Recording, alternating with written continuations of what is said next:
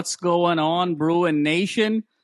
Great to see and hear from all of you. Very excited about the latest episode of the Bruin Bible with our one and only, the man, the myth, the legend, Mr. Wayne Cook. Wayne, how you doing tonight?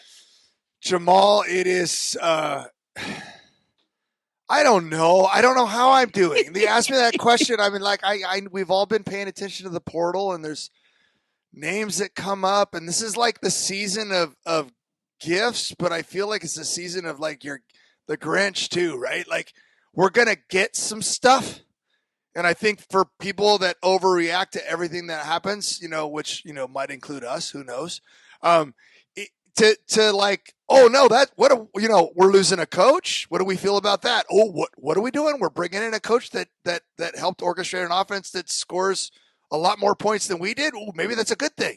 And then all of a sudden, oh, wait a second, are we losing another player? And then we have to decide whether or not we're happy or not, because this is what sucks. You just asked me how I was doing, and I just go off on a rant. I struggle so much with not getting like personal. Yeah. Because like I'm a Bruin. I've been a Bruin since I was in high school. When I always liked UCLA, and then I went to UCLA, and I've met so many players from the past that live in that really want UCLA football to be good from like the 70s and 80s, and then I because I'm in a very lucky, unique position that I get to be around all these people. And I just struggle with this current world because, we get excited when we get new players, but like, at the same time, players are leaving too. That's why when I get to watch a player like Kay Medrano graduate, who came in and worked his butt off and had to switch positions, and it's becoming an all Big Ten conference football player who's going to get, drafted. To me, that guy's a Bruin for life. Yeah. Even some of the guys that come in as transfers when they were young, like Garber's transferred young and had to deal with the nonsense where, his 2 years ago and being, over, having a freshman play in his place when I thought he earned the job. And then, even Arfemi, transfer once, like I can live with that. I struggle with the Dylan Gabriels of the world, even though I think he's fantastic and I think he should be going to the Heisman. But like, it's your third school. Like who do you go? What alumni events do you go to? Do you go to them all? I mean, like, it just seems silly to me. And then now, players like are such like, we don't know that everybody entering the portal isn't just testing the market. They're saying, I'm going to enter the portal, and then I'm going to see what other teams will offer me, but I also am going to see what my own team will offer me. It's kind of like coaches now almost have to say, like, we're going to have to wait, and if the player stays, then we don't have to pay him any money, but if they decide they want to leave, then we might have to pony up and pay him some money. And it's like, to me, that part of it is dumb. Absolutely, Wayne. There's got to be a better way to do it, because it's like you're going to have people holding people hostage. And some of these players are going to realize, by the way, and again, I could be talking about some of our players or others, people are going to realize it doesn't matter what the fan base says you are. It matters what people that know football say you are. Correct. So you might test the waters and think that you're something special because about 10 fans that post on social media all the time think you're the best player ever. And for everybody that's watched practice all the time and sees it may not think the same thing that those people think. So some of these players are going to have their egos crushed too. So like it is what it is, but it's holy cow. That's the world of college football. Holy cow indeed, Wayne. And before we sort of break down, I think, the week in review and sort of pass it on to you to kind of get your holistic thoughts. Speaking for Bruin for, a Bruin for life, Wayne, I've done my homework, and you are one of only 3 starting quarterbacks in UCLA football history to beat SC back-to-back years. It's you. It's Cade. It's Brett. I knew that because both of them, like, remember, I did it first. Yes. Yes. Because I'm not winning. I'm the original, right? I'm the OG. Because Cade did it right after me with 4. Although we have to put a little bit of an asterisk because it was Paul Hackett team. So I'm Cade. I am kidding. I am kidding, although Paul – anyway, I love Cade. And then one of my other favorite all-time quarterbacks is Brett Hundley also. And he did it 3 times. And I still remember the conversation I had with him After I want to say he won his first one at the Rose Bowl. I could be wrong. No, he won but the first Rose Bowl. Yep. So so then I was hosting. I've done some weird hosting events in my time, but when I was a little bit younger, when the student body didn't look at me as who's this old guy on stage, I hosted the USC UCLA pep rally a few times, which is really I didn't know that. Wow. Now I've been relegated to the banquets, because an old gray haired guy can do that, but the pep rally I think is a younger man's job. But I did my best to get up there and get everybody pumped up. And I remember standing with Brett Hundley like before the players all went on stage, and we all went up there. And I said, dude, I've won at both places. I've won at the Rose Bowl and I've won at the Coliseum. I go, you want to win at the Coliseum. Like, it's so fun to beat those and watch the SE people walking out of the stadium, because the arrogance and the bragging and the you don't even deserve to be on the same field as us. It's awesome to be like, bye-bye. Bye-bye. And there's only so many of us that have had the chance to do that, to beat them on their soil and like you said. But anyway, thank you for digging that up, man. I appreciate absolutely, Wayne. Yeah. And so, what you say holds a tremendous amount of weight always. But I always like to, remind our viewers of that of many ages, that why you are the man, the myth, the legend. But Wayne, an incredible week in review. I'll just sort of summarize it, if you will, and then we can sort of get into it. Hard to believe that last Sunday was 8 days ago in terms of sort of UCLA football timeline, because famously or infamously or ironically or poetically, however we want to start this, DeShaun Foster was asked about Justin Martin and said, I think he's got a really bright future at UCLA moving forward. And then 12 hours later, we see Justin Martin enter the portal. And then we see TJ Harden enter the portal. And then we see our man, who we've talked about so much over the years, Logan Loya, enter the portal. And then someone that we really enjoyed watching over the course of spring ball and fall ball, and someone that we really thought was going to sort of break out at some point, Braden Pagan, who was always getting open in spring practice. Those guys hit the portal. Then, of course, the beginning to mid of last week was really all about high school recruiting. It was topsy-turvy. Epi Sitanale was a sort of big 4-star edge out of Bosco that we thought we had. He gets flipped to Ohio State at the 11th hour with presumably all of their nil and all of the bells and whistles that come with their program. And then who we thought potentially was going to be the future quarterback of the program, Madden Iamalieva, and his Long Beach Poly teammate, Jace Brown, sort of flip also. And Madden goes to Arkansas, and we're wondering, what's really the next step here? And then on top of that, Collins Achampong decides to sort of enter the portal. And then the very next day, Eric Bieniemy is no longer the offensive coordinator at UCLA. And within 8 to 12 hours, Tino Sunseri is the new offensive coordinator of UCLA, who's been so instrumental with perhaps one of the greatest turnarounds in the history of college football with Indiana under Cignetti. He had wild success with Cignetti and James Madison. So we're feeling really good about that moving forward. And then fast forward all the way to today, where Nicky Prongos is now into the portal. So wild, topsy-turvy, a lot of outputs. Presumably there's going to be some more inputs in the weeks and months to come. But just, Wayne, how are you sort of feeling about this week, assessing it, your emotions, your analysis? Just how are you absorbing this moving forward? So I've learned a lot. Like for one thing, I've learned over the years to not get too freaked out about recruiting. Because some of our best recruits have been people that we didn't expect to be our best recruits. We've had so many good players that have been, 3-star guys like, the Eric Kendricks of the world. We've had other great recruits that have ended up being amazing athletes, but we've had, Anthony Barr is one of our best players ever on defense. Well, he came in as a running back. Kay Medrano was one of our best players, came in as a receiver. Antonio Maffi was a defensive player and switched to offense. Just last year, Jay Toia was gone and he came back. So for everybody out there thinking that it's for sure that these players are gone, remember they still may be enticed back, especially if there's more coaching hires, and we know that names can attract people. We saw what happened with Coach Meat that came back, and a couple of recruits followed. Sunseri, who you mentioned, some people refer to him as a quarterback whisperer. And, that's, to me, how do I say this? And again, I have to be, I want to be really careful because, I really liked Eric Bieniemy as a human being. I liked him when he was here the first time. I liked what he did with Maurice Jones-Drew and great, and he's a great guy. But the offense was horrific last year. I mean, it's no other way to say it. It made no sense sometimes. Sometimes the plays took way too long to get in. We talked about the verbiage and how complicated it is.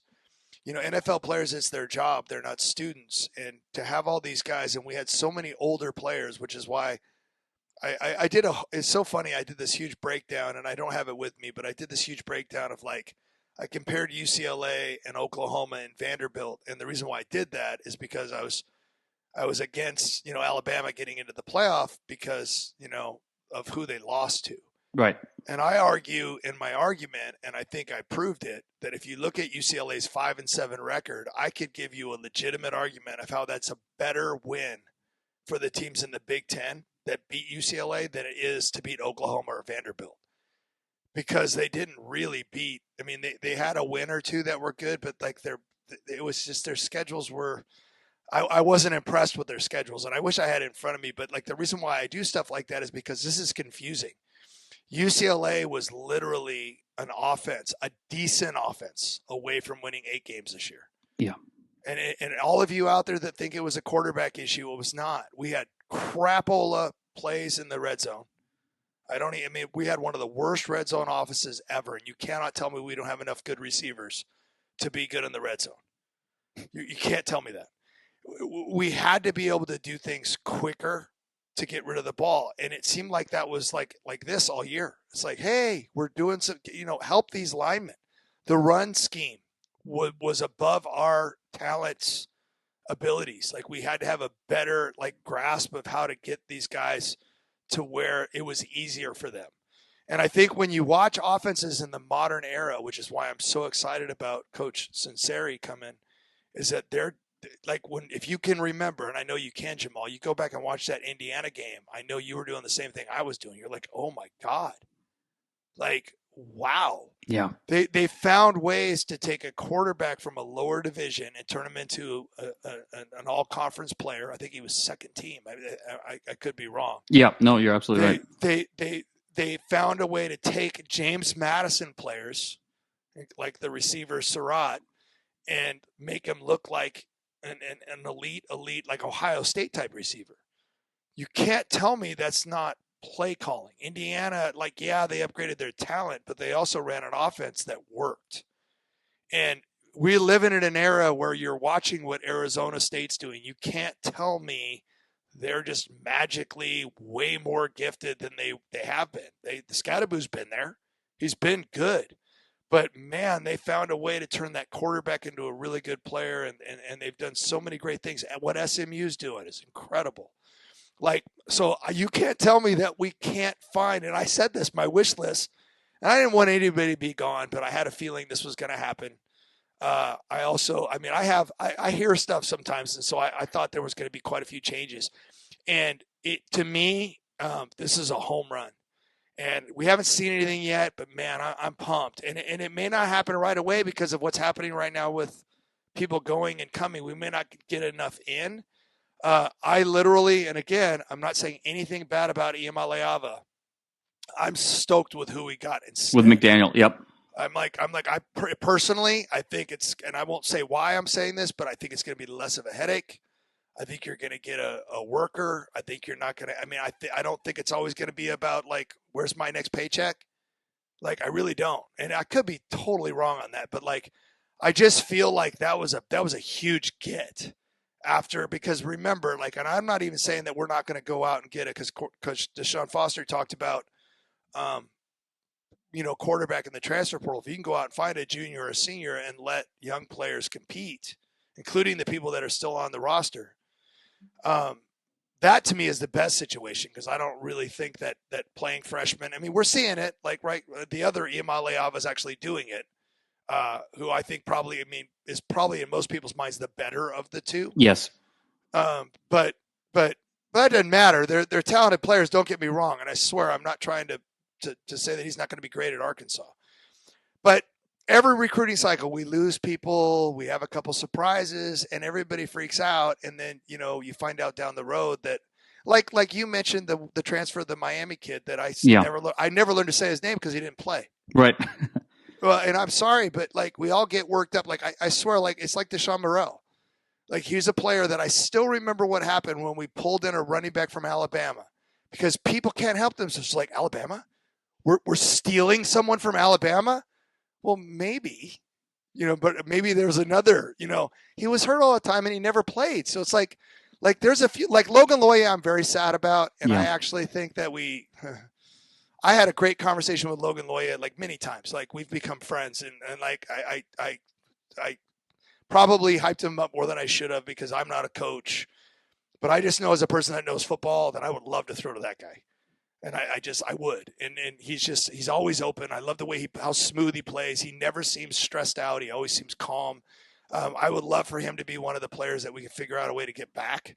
But I imagine he's a little bit like, listen, guys, I was our leading receiver coming back this year, and you guys took me out a lot. He was out of the rotation a lot. And so I get that. Pagan, I told Pagan straight to his face many times, dude, you're going to be my next Cam Medrano. You're the guy I am saying can play this game. You're big, you're athletic, you make plays every time I watch practice. But some guys can't stay healthy. Yeah. He literally could not stay healthy. He never made it through enough practices to actually prove what he could do. And so I wish him the best. I mean, I get it that maybe he's thinking I'm not going to play here. Because, again, remember, I've always been okay with that type of transfer. I struggle more in the modern era of the guy that's a star. Yeah. That's I'm just going to go cash a paycheck because then it's where's your loyalty, dude? Ask, take a couple $1,000s less and stay with your boys. Stay and finish your career here. So I don't know. I mean, TJ, it's hard to, when we talk about him, he's done a lot of good things here.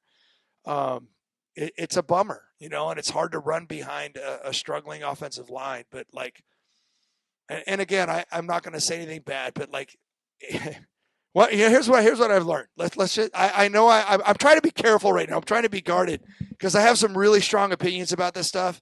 I was actually just texting with Matt Stevens about how sickening high school and college football makes me. Yeah. There's no loyalty. People don't want to play with their guys. They're not looking and going I can't imagine going to my best friends in college and be like, hey, dude, I'm out.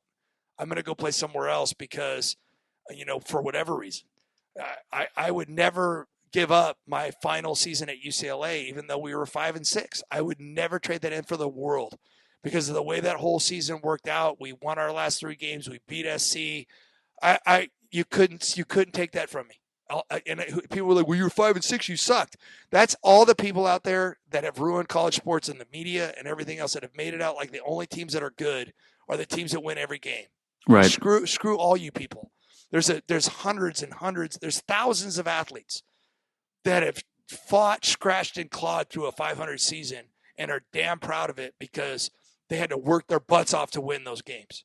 And so I get frustrated. And so the players jumping around looking for a better opportunity and more money and all this stuff, I really think that we're going to watch the game that we love. It's going to cost us. And I'm saying this too. Kids are learning in high school now that you transfer to play on better teams. And they're being sold the idea that if you transfer to play on better teams, you'll get more recognition, you'll get better in practice. And then we watch the players like Cam Scattaboo that's I've always been overlooked. And in reality, the guy should be going to have a chance to win a Heisman Trophy. Yes. He's had that good of a year, and he led Arizona freaking State to the playoffs. Literally.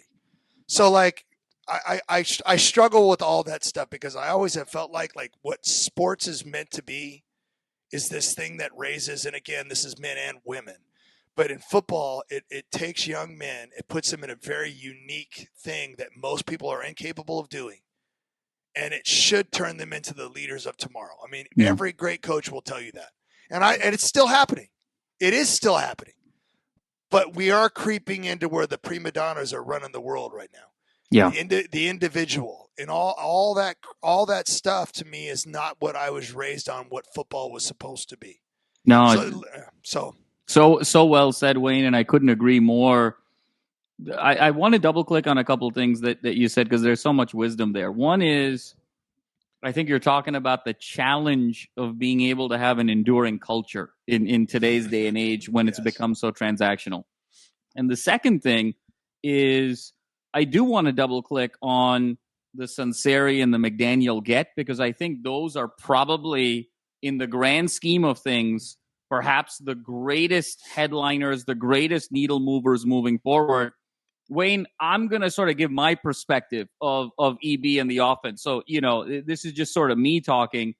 I think there were three fundamental challenges with an Eric Bieniemy run offense. I mean, number one, to your point, was just the production, right? I mean, this was 117th total offense in terms of yards per game out of 134 teams, 126th scoring offense out of 134 teams.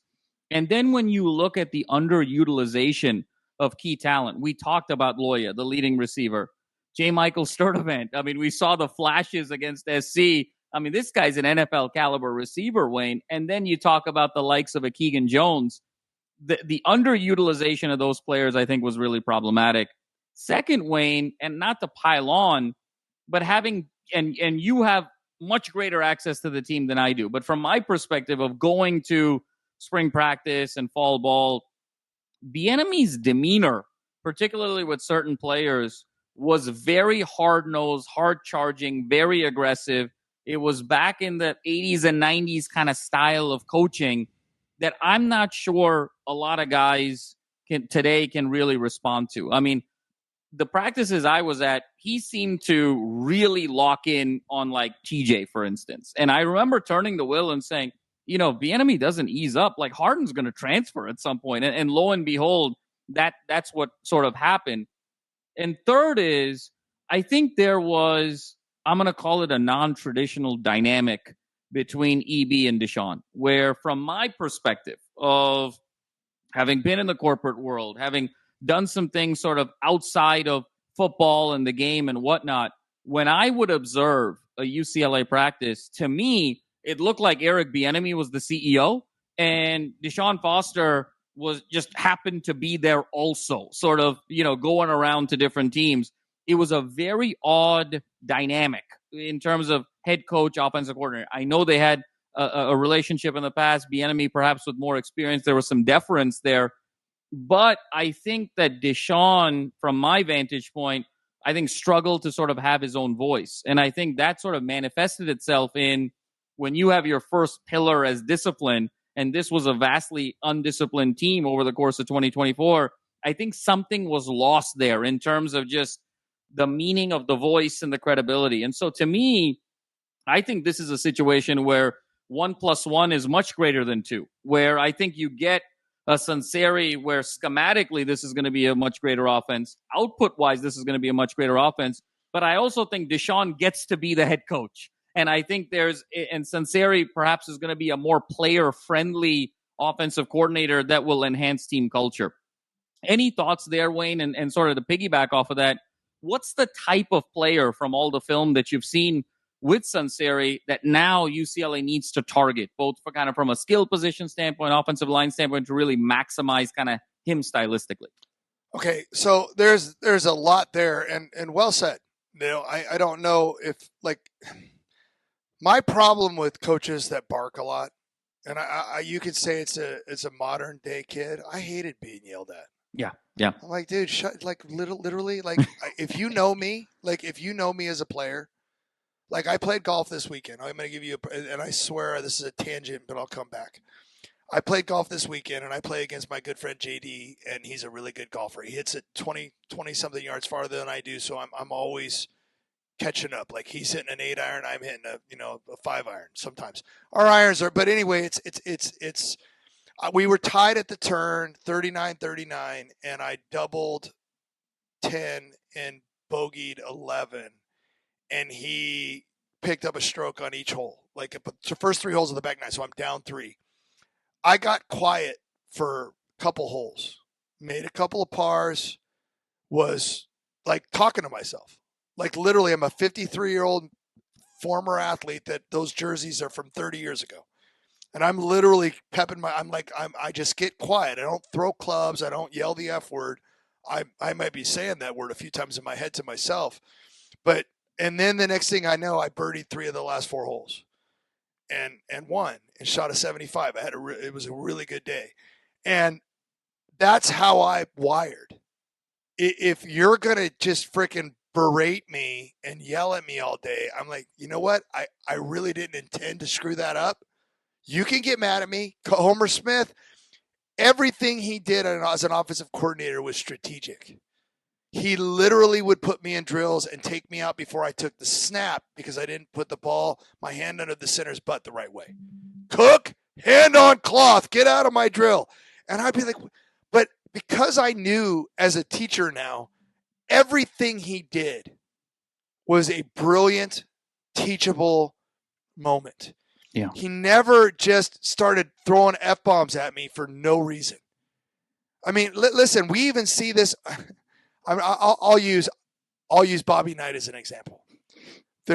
I'll use Bobby Knight as an example. There are only so many players that can tolerate that type of coaching. And it does not mean for all of you out there, that just means you're soft. No, people don't want to be abused.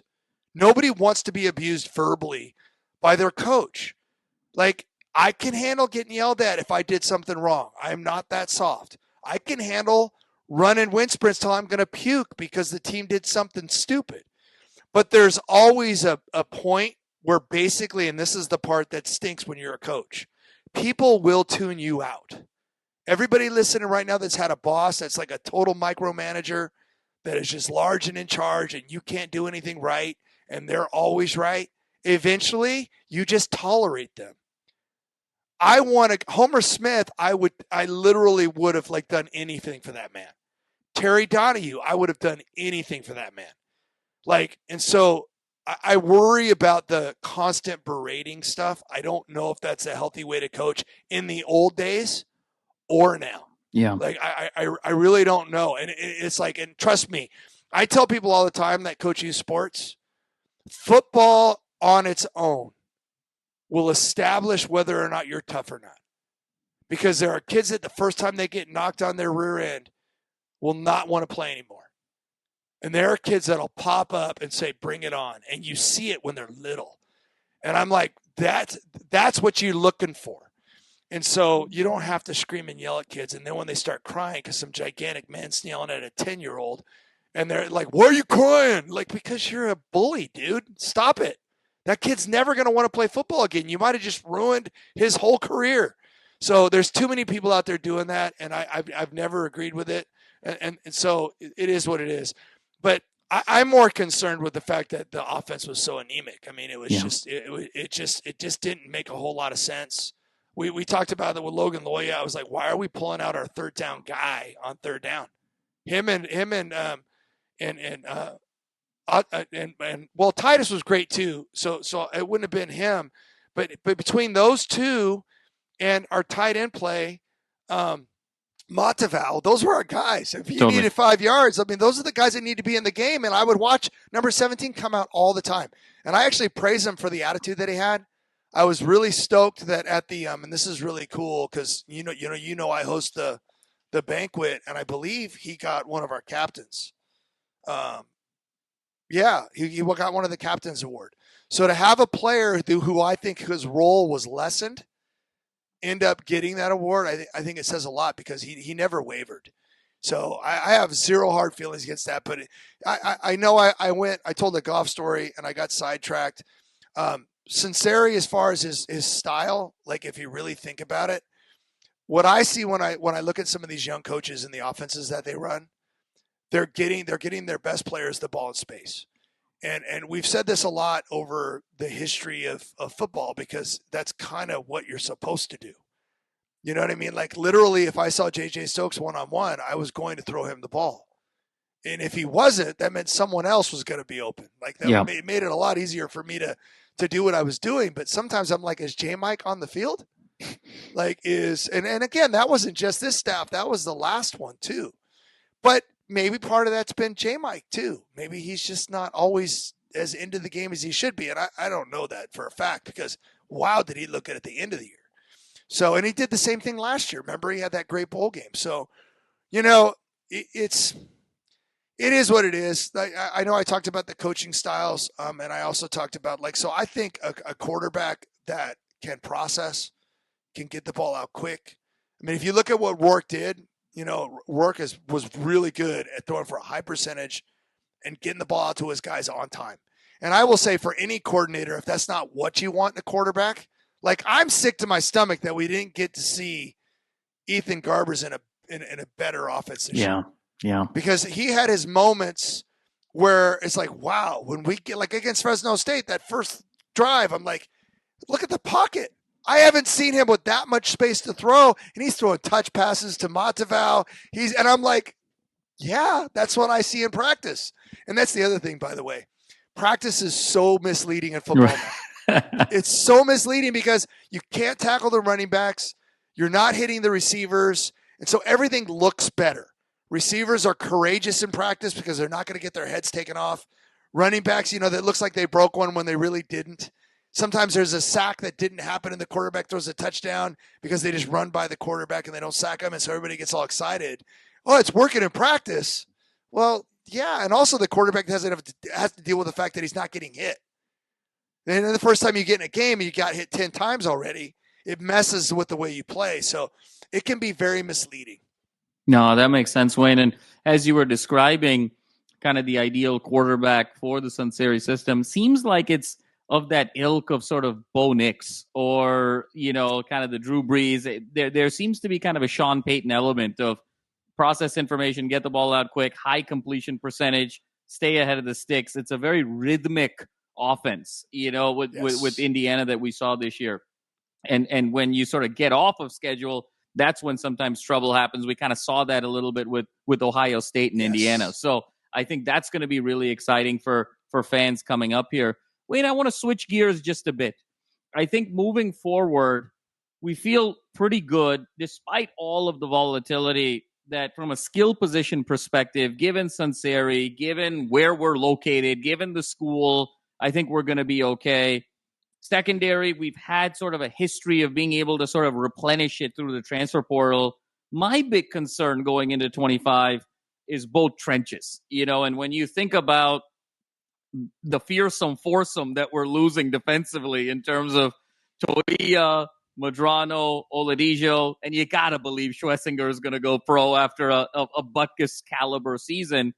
And then on the flip side with the offensive line, losing Carlin, losing Holstage, and now losing Nicky Prongos, arguably outside of Sam Yoon, your three most consistent best offensive linemen. Seems like there's a lot of work to be done on both trenches there, Wayne. How are you sort of feeling about that? And how many folks do you feel like the team needs to sort of go after to sort of replenish that depth? So just to give you the real answer, I feel terrible about it. I was very excited about the defense coming back. I told you guys on this show, I literally thought the defense was going to be good this year, and I think I was proven right. I mean, Absolutely. I don't think they lost any swagger. I even will brag about the fact that I was asking every coach, why is Schlesinger not playing more during spring? I'm like, who? Yeah, that guy. I didn't know his name yet. Didn't know how to say it. Had to look it up on the app and make sure I could. Oh, Schlesinger, okay, but he could play, and I could see that he could play. And now, granted, did he exceed? I thought he could play. Being an All-American and a Butkus finalist is come on. That was kind of like the things that dreams are made of. But you never know. The funny thing about it is he's got a major that most of us, don't understand and can't talk, biochemical engineering or something like that. Maybe offer the kid a doctorate degree for free and let him stay in school. Give him enough money because if you really think about it, people don't realize everybody I've ever talked to. And I remember this when I went and had my short stint trying to make two NFL teams. It kind of sucked. It wasn't like you were in college anymore. It was a full-time job. It was really, really hard. It's like people treated you like it was like you were invisible, especially if you were a free agent like me. And it was just, you put your body through whatever it took to get through a practice.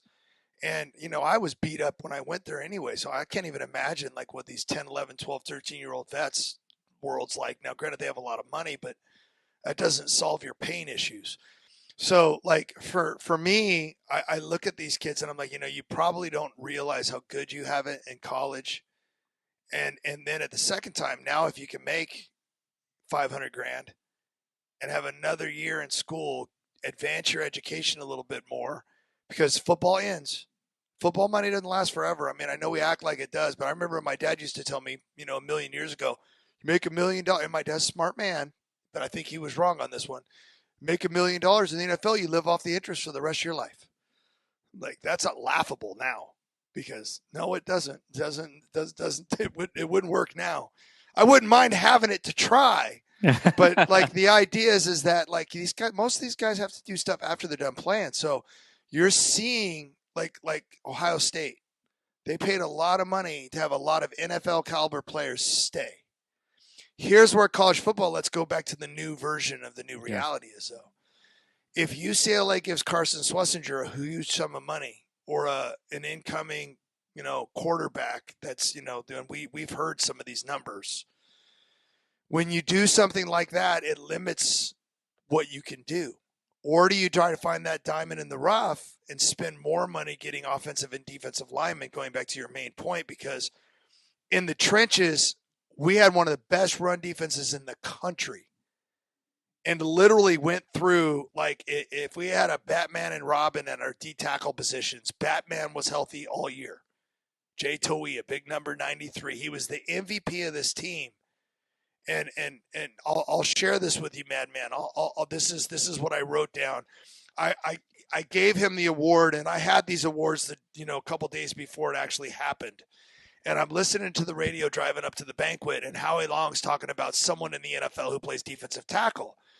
And Howie's like when I played, Al Davis used to say, don't worry about the stats, just be disruptive. And I grew up watching Howie Long, and I can tell you something about that dude. He was disruptive. Right. Like, I don't think people realize how great that guy was as a football player. Like, when he played for the LA Raiders, man, that dude was good. Jay Toia was disruptive. Yes. He didn't, like, you looked at his stat lines, and he might have, like, two tackles in a hurry or, like, and, like, what did he do? Yeah, he had double teams all day. He collapsed the pocket all day. He made it to where the running backs had nowhere to go all day. And Carson Schlesinger, who I interviewed after the last game on the field, he specifically thanked Jay Toia because that dude could roam and make plays because those guys weren't getting to their next level blocks. And then remember, we went to Keanu Williams got hurt. Before the season even started, Jerry Smith got hurt. Yep. Like we had, we had all these guys playing Kafusi, like all these guys playing the Robin role right there, but they did a great job too. And then when we moved Femi to the edge, that was huge. By the way, recruiting class, we got some serious help on the edge. I think we had like 4 defensive ends coming in. So like they may not help tomorrow, but it will down the road. But that kind of stuff, I mean, the trenches are going to be tough because now you're talking about like Sam Yoon. We're going to be honest. He really helped solidify the actual snaps that were a problem earlier. He did a good job. I think when Prongros was at left tackle, we had that stretch where we were winning. We had that 5. That was a good group. They were playing better. But Yoon needs to get stronger. Sometimes he gets pushed back too much into the pocket. People don't realize this, but we talk about all the penalties and the unnecessary roughness penalties, hitting people out of bounds, all those 15-yarders. That is pure player error. I promise you, DeShaun isn't going up to these guys and saying, hey, we want to be so aggressive. We want to get some 15-yard penalties. I always laugh at people. I'm like, do you not think all of these athletes don't know what a late hit is? That's just stupidity on their part. So again, we got to get players that are disciplined enough, self-disciplined enough to not do those things. But I would argue that a lot of our false starts and a lot of our issues with offense was stemming from the fact that our guys were going up against, first of all, we played a gauntlet. every team we played this year that we lost to, every single team that we lost to is bowl eligible. Right. Every single team. 3 of the teams that we lost to are literally in the college football playoffs. Okay. And every team is bowl eligible. Of the teams we beat, only one of them had a losing record, and that's Hawaii. Like literally the only team we played all year that's not bowl eligible. That's a crazy schedule. What would we all be talking about right now in DeShaun's first year if we won 7 or 8 games? We'd been like, okay, that's a good transition. We lost a lot of players last year, but how many games did we lose from Minnesota on that were winnable games? And if we would, I'm going to go back to the offense again. If we would have just had a functioning offense that would have scored, say, 28 points a game, I think that's reasonable in the modern day of college football. Totally. 24 to 28 points is like probably on the lower end of being okay. We would have won. We would have beat Minnesota. We would have beat Washington. We'd have beat but we couldn't do anything. It was so hard to watch. So I'm rambling again. I haven't done one of these in a few days. So I'm no, this is great stuff, Wayne. So, I mean, absolutely. So what's really, really, really cool, and I want everybody to hear this. DeShaun Foster, and we talked about this before, as the leader of this team, I watched him grow all year. I watched how much he cares. And I know, I'm telling you guys, this dude was distraught in some of these locker rooms after the game. To the point to where he had to gather himself just to give the talk because he wants to win so bad. And he knows that all the discipline issues are on him, and he owns it. And I love that about him. But here's what I love too. He wasn't afraid. And remember, as a young head coach, sometimes we saw this with Chip Kelly, right? His loyalty was a weakness early on. It took him a while to get to the staff that was the staff that we're like, okay, yeah, right. And so once he got to that point, I think UCLA took that next step and started winning 8-9 games, right? It was never quite enough, but it was still better. DeShaun made the decision right away, and that takes a lot of courage. And so I'm glad he did it. And I want everybody to think about this. Think about the press conference on signing day. How much did DeShaun know? He knew a whole lot. And that was kind of cool looking back on it. Now I'm like, oh my God, it was probably so hard for him to say, just wait. Things are going to change. And I think the Sunseri thing was the big thing. The quarterback swap was another big thing. You lose a couple of really good players, but you get some really good players. And he also is confident that they're going to find people that want to come to UCLA in the portal. So yes, people may want to leave. And again, we don't know what the offensive staff is not done yet. Right? I don't know what's going to happen. I'm not saying people are going to leave. People might, or come in or whatever. But sometimes when they come in, people might come with them. Remember what Signetti did at Indiana included a whole bunch of people that followed a coach. So who knows? So it's crazy. A lot of stuff's going to happen. But wow. No, it's a wild time. Wayne, I'm going to leave you with this kind of last question. You've been so gracious with the time as always. Let's stick with DeShaun. And, it was really cool, I think, full circle moment where we all remember Big Ten Media Day and that press conference. And then to see sort of the press conference after all of the signing, he went from someone who perhaps was, the moment got a little bit big to someone who was sort of almost astutely playing the media like a great poker player. And so that was a lovely evolution to see. 2 things about DeShaun moving forward. He's got a 3-year contract, Wayne. We've concluded year 1. Hopefully we hit a grand slam in the transfer portal. We've got a number of kind of 3-star kids that we feel really good about, high potential, but it's going to take a little while. Conventional wisdom would say, no matter how much of a home run you hit in the portal, next year feels like a bit of a rebuild. And then it's maybe 26 is kind of the year where, you can start striving for bigger things again.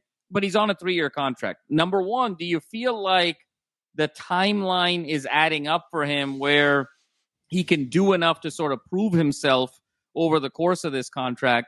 And then number 2, where the sport is, to our point, at the beginning of the conversation, how should UCLA be approaching this? In the world now of kind of uncapped, the world that we're in, there's no salary cap here. This is almost like baseball. And the Ohio States and the Texases and the Oregons the Yankees and the Red Sox and the Mets. Does UCLA need to do something unique from a strategic perspective?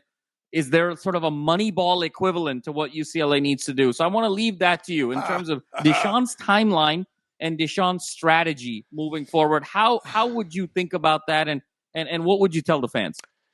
So first of all, your Moneyball analogy is awesome because the answer is yes. We don't have Texas money. We don't have. Yeah, it's LA. I get it, but there's so much going on in LA. It's like I don't think we're ever going to have Oregon money, or I really don't. Unless there's a billionaire out there that wants to decide that he wants UCLA win a national championship, he's going to give all his money to school. I don't. But we're doing better, and we will have enough money. But we've talked about these two teams that are in the playoffs right now. Well, look, first of all, we could go. I know SMU has a ton of money, so they're a different argument. They're probably going to improve more than any program in the nation because of how much money SMU has. So that's incredible to me. But Arizona State and Indiana are great examples of you can do it faster now. And on the other side of this, when you talk about how much time coaches have now, and DeShaun's talked about this. He's talked about how you can turn things around quick. He knows that. He's acknowledged that. But if you go through, say, a rebuild year after this year, where you're not bowl eligible and you struggle again, you might have another. This is what I hate about the game. Like, guys don't want to fight from their 5-7 year and prove that they can get to a 10-win team in 2 years. They're thinking, screw this. I've been told my whole life how great I am and how much I'm worth. I'm going to go somewhere else. I had pretty good stats on a bad team. I'm sure somebody else will want me and pay me money. That's part of this process that I can't stand. So the window is shorter. So you're going to have to find a way to bring in players that can get you some victories now. And so, it's tough, but it can be done.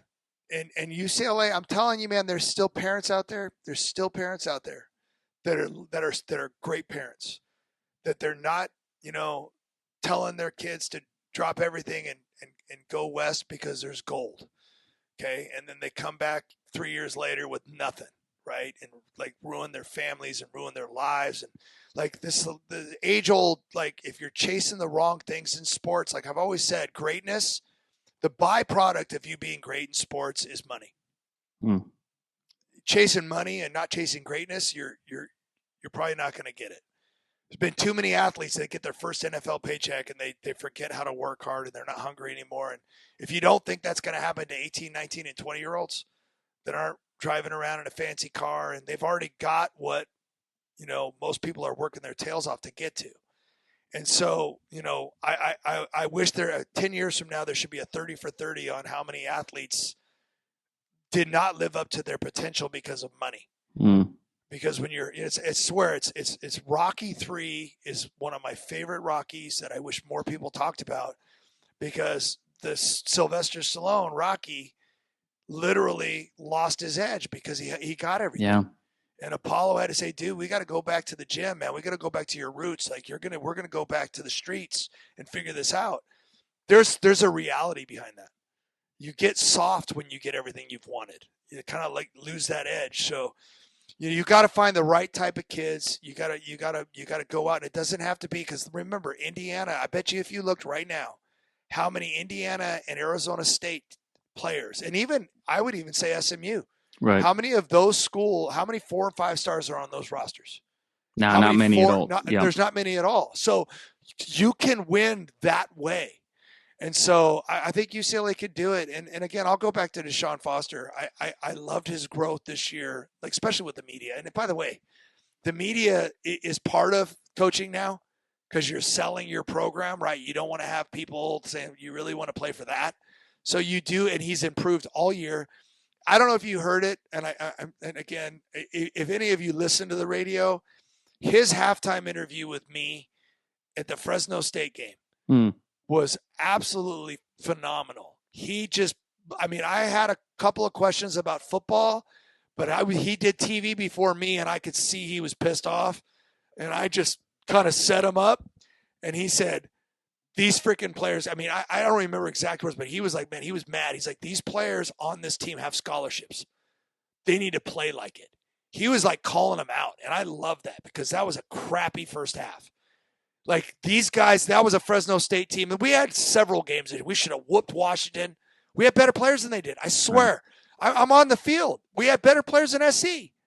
I know we lost those 2 games, but I'm like, holy cow. We do anything on offense in those games. So stop whining, looking at the other guy. You're on scholarship. Show up and play. And I loved hearing that. I was like fired up afterwards. My heart rate got going. And I'm like, man, if I wasn't an old guy, I would want to play right now. So I like that. And I want to see more of that out of him because I think he's a naturally passionate guy. I think he's ultra competitive. He's just going to keep getting better with the media stuff. But as a coach, and I'll end with this because I think this is important. I'm going to give everybody homework because I'm a teacher. I want you to go back to the 70s and 80s and 90s. So I was the last quarterback that Homer Smith coached at UCLA. And this is not a knock on Terry Donahue. As a matter of fact, it's a compliment to him. Terry Donahue, Homer Smith as the offensive coordinator at UCLA didn't always stay at UCLA. He was there and then he left, and then he was there and then he left. He was there and then he left. Okay, and he even left me my senior year and went and won an SEC championship with Jay Barker at Alabama. He coached, he coached Ortiz Jenkins and Keith Smith at Arizona to 10-win seasons when Arizona never did that. Guy just won. He was not here when Troy Aikman was quarterback. Guess what we didn't do when Troy Aikman was here? Yeah. We didn't play in a Rose Bowl. But he coached John Shara. He coached all the 80s guys from Matt Stevens to Rick Neuheisel to Dave Bono, to Steve Bono, to Tom Ramsey. He coached all those guys that won 3 Rose Bowls in a row. Okay, and so like when he was here, and I'll do another history lesson. George Washington wanted a cabinet, right? He wanted Alexander Hamilton. He wanted Henry Knox. He wanted Thomas Jefferson because he knew he needed good people around him. He needed assistant coaches and advisors, and he picked the best of the best. Every good head coach has great assistants. Every one of them. And if DeShaun will hire the right people, and I'm so hopeful that Sunseri's going to be this guy on offense, that can change everything. And it's not a knock on good head coaches hire good people. Yes. And so to me, that is a key. And I am really thinking this is going to be a home run hire. I really am. And I cannot wait to see what kind of – now, does everybody have to learn new stuff? They sure are. But guess what? We're probably going to have a new quarterback, and we're probably going to have – and the receivers, they'll figure it out. They'll be fine. So, like, I don't know. I'm excited right now. I agree with you on the trenches. We got to do some work. But remember, I don't think Keanu's coming back. Yeah. Hudson Habermill's coming back at tight end. Remember, He was hurt. Like, and again, we don't know what's going to happen, but there are some players.